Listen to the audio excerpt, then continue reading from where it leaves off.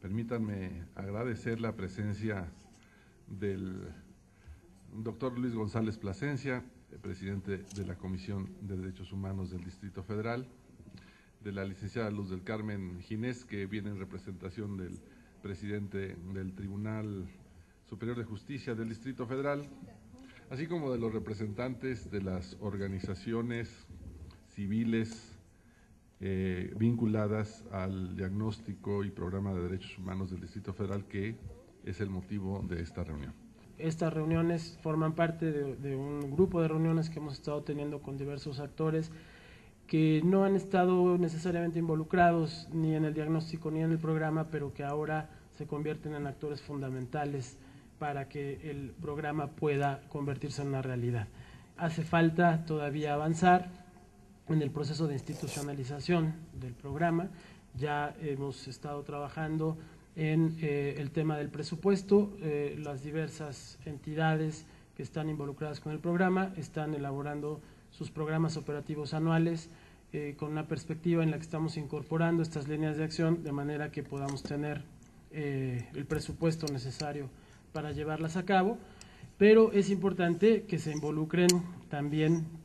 en este caso, por ejemplo, las delegaciones, ¿no? A las delegaciones, como ustedes pudieron ver en los núcleos problemáticos, toca una buena cantidad de derechos que ustedes deben satisfacer, particularmente lo que tiene que ver con el derecho a la seguridad jurídica, que es uno de los que más se vulnera en el ámbito delegacional,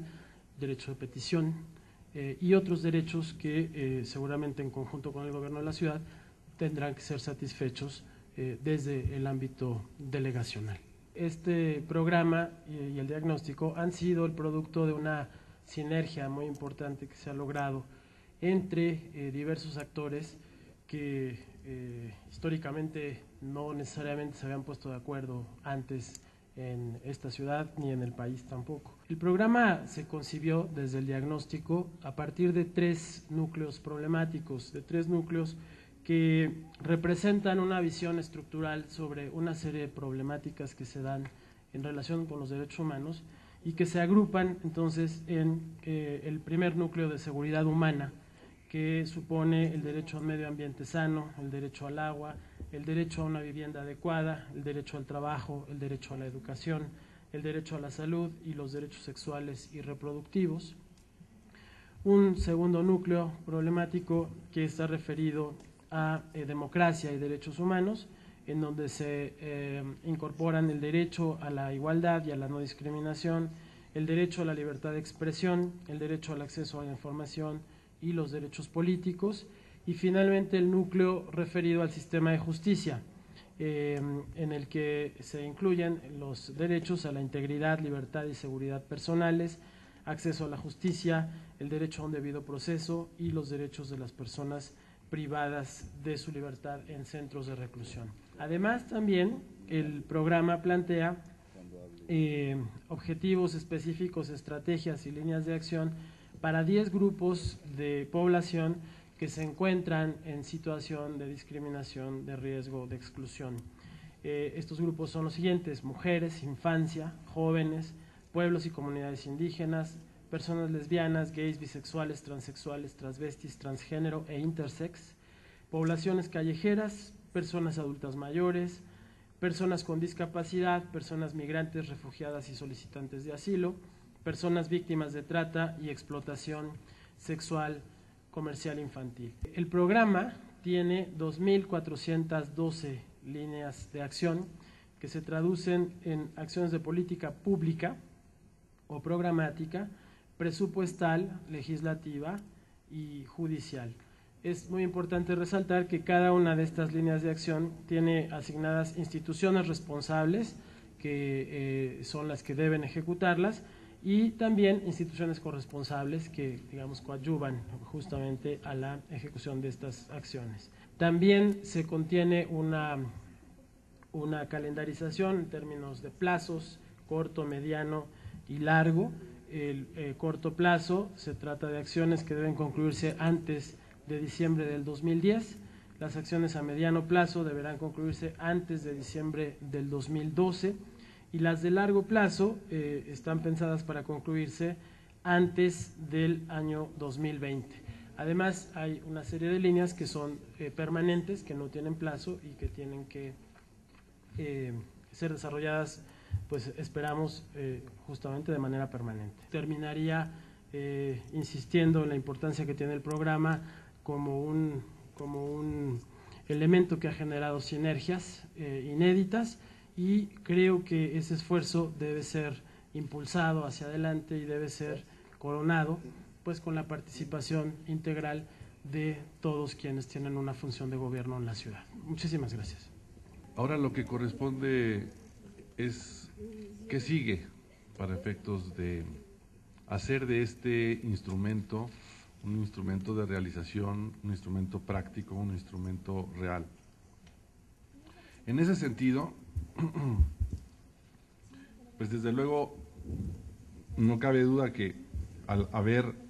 en el programa definidas líneas de acción, metas, responsables, pues se convierte en un instrumento de fácil traducción para efectos de definición de política pública, para efectos de definición de programas operativos, y pues uno, por supuesto, tiene que ver con lo más relevante para la ejecución de cualquier acción de gobierno, que tiene que ver con el presupuesto. En ese sentido, lo que se plantea en el programa es no solamente la definición de las líneas de acción a las que se ha referido ya el doctor González Plasencia, sino también porque se plantean estrategias que permiten transversalizar la visión de derechos humanos en toda la planeación y la ejecución de la política pública del gobierno de la ciudad. Para ello, el jefe de gobierno tomó la determinación de emitir el pasado 26 de agosto un instrumento, un acuerdo que ya fue publicado en la Gaceta Oficial, que plantea,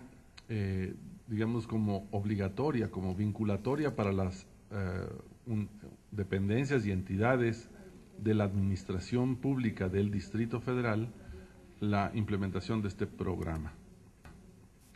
Este acuerdo destaca, en primer lugar, que, por supuesto, el programa es de observancia obligatoria para la administración pública, para todos